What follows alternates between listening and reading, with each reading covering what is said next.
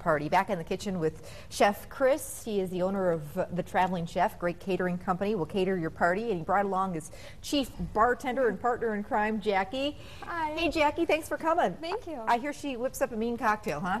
That she does. This creation of hers is pretty good. I actually sampled one last night, so sure to enjoy. Signature cocktails are a big thing at parties. You don't have to, you can do some wine, some beer, of course, always have non-alcoholic beverages, but you don't have to do a full bar, right?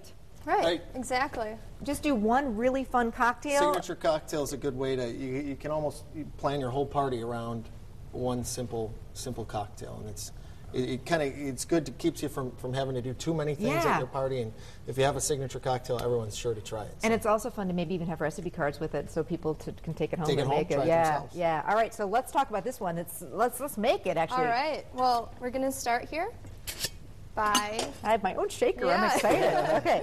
We're going to take some fresh cucumbers here. These are from Ledgeview Gardens. So the good stuff. Yeah, they're great. Like a few of them in the bottom of our shaker? Mm-hmm. Okay. All right. And then we can put this is some fresh mint. Okay. Kind of like to put a lot of that in there. Me too. So if you like a mojito, I think you'd really like this. It's cucumber and mint and lemon and lime. Mm-hmm. Very refreshing. And then a couple pieces of lime here. Okay. Do we squeeze it or just throw it in? We can just put it in. Okay. And then we'll take our spoon. Okay. And we can muddle it. And for people who don't know what that means, what does that mean? It's just basically working everything together and releasing the juices and the oils of If you could smell this, it's just like it's a party in a shaker here. It's cucumber and lime. It does. It's really good. So basically, we're getting all that flavor out of that stuff. Yeah. So when you shake it, it'll get into what we're going to shake it with. You can buy muddlers, but a spoon works fine too. Yeah. Okay. All right. Okay. Ready? Mm-hmm. I'm ready. Then we can put some ice into our shaker here. And I really am clean, good ice. Don't you think? Right. You know, exactly. I mean, the ice is just as important in the drink as the booze or as the ingredients or as anything else. I'm an ice freak. I really am. You know, I just think, you know, if you don't have a really nice ice maker, go get bagged nice fresh ice, because you don't want your drink tasting like the rest of the freezer. Right. You know what I'm saying? Okay, all right, so we got our ice in here. Okay, then we're going to take our lemon and squeeze about an ounce of lemon juice.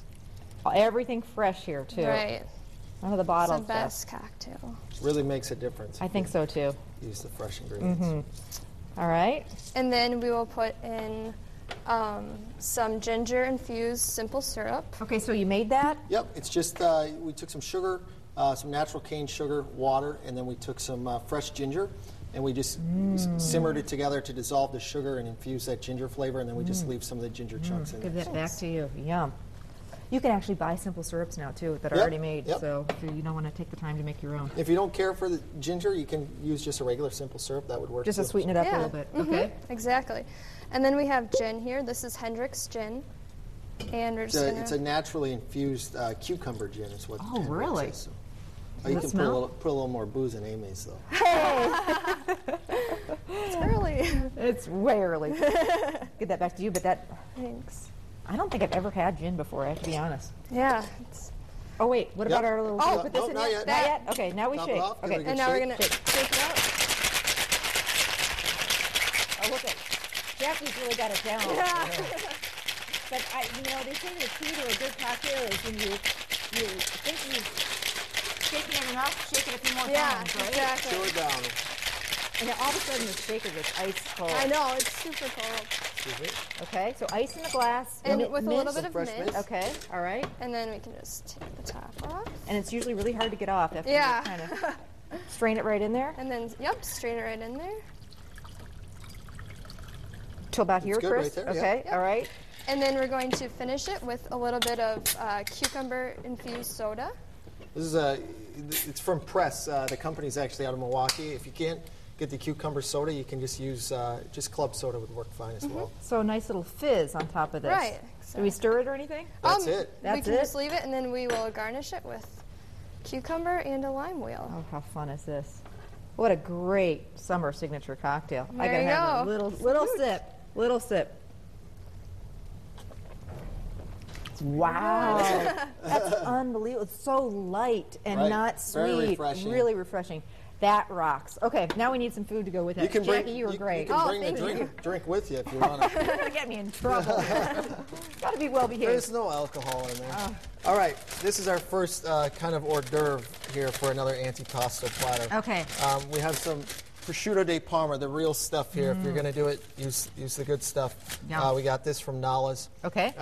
These grissini are breadsticks. We have rosemary flavored ones. You can make them yourself, but simpler yet, you can buy a box for about $2 at the store. So we take these breadsticks. What we made here was a butter.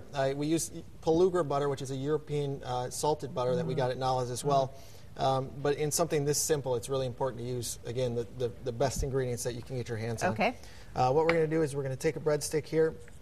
We're going to take a little bit of this butter, and we infuse it with a rhubarb jam. We made the rhubarb jam, but you could use a jam from the store, apricot jam, if you like that better. Fig jam would be too. Fig jam would be great. Yep. Yeah.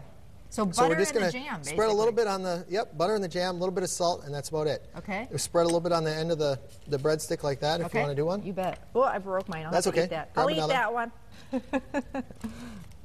So these, gorgeous crackers, gorgeous breadsticks. I think that's just key to making everything look pretty, and you can get them just right at the grocery store. Yep. Okay. Then we'll take a piece of this prosciutto. Okay. We just kind of start it on the end there, Okay. where we put the butter, and then we'll just. Oh, this is Wrap it around. awesome and easy. Well, mine easy. Okay, good. But that's okay. I don't feel so bad now. We'll do another one. So do you want just like this? Yep, just like that. Like a lollipop or Yep. something. All right. I'll do this. Let's move on to this wonderful homemade crackers if you really want to get fancy. Simple. This is so simple. Really? And people are going to be so impressed. If you I have don't homemade know, crackers Chris. at your party. I suppose, but Real that's, easy. That's over the top. What we have here is some just toasted pecans. We salted them and toasted them lightly. Okay. Put those in the food processor. We have some flour here, sifted flour. Okay. And we're going to add a little bit of black pepper to that. You don't really need any salt in this recipe because you have the salt from the blue cheese. Okay. We'll pulse that just to grind up the pecans so they're nice and fine. Is this something you can make ahead of time, or does this you need these definitely to come something out? you can make ahead of time. You can make this dough, even 2 or 3 days ahead of time. So you Okay, have the good. dough in the fridge. Good. You can freeze it if you'd like, and then you can cut up those crackers and make those whenever you're ready for them. Do you want the crackers to be coming kind of warm out of the oven? Is that kind of the key? That's how they're the best. key. Yep. Okay. You just let them just set up just a little bit, and then you're good to go. These are really I'm cool. gonna Yep. Squeeze here. These are just great. And We have some chilled salted butter here. okay.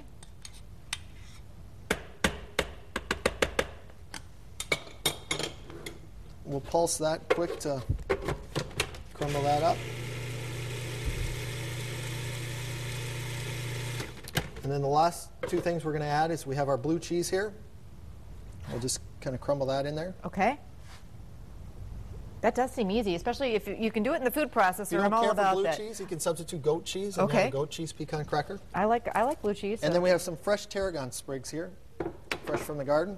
We'll just throw the whole sprigs in there. And we're just going to pulse that until the cheese comes together. Now we're running out of time, so basically Okay. I'm assuming you get this together. Yep, this would form the dough here. Okay. Then in the refrigerator we have some. I'll show you what it looks like once you kind you of like roll a it out. log? Yep. And then you slice it into crackers, which we have in the oven. And how long do they bake? They bake for about 8 to 10 minutes, and that's what we have here. Oh, they're gorgeous. Can I Want try to try? one? They're still warm. Oh. Very soft. So you could serve them with a little bit of creme fraiche on top, a little bit of the tarragon. Serve it with your antipasto platter. These are delicious. Great side dish. Yeah, Chris, this rocks. This party really is great.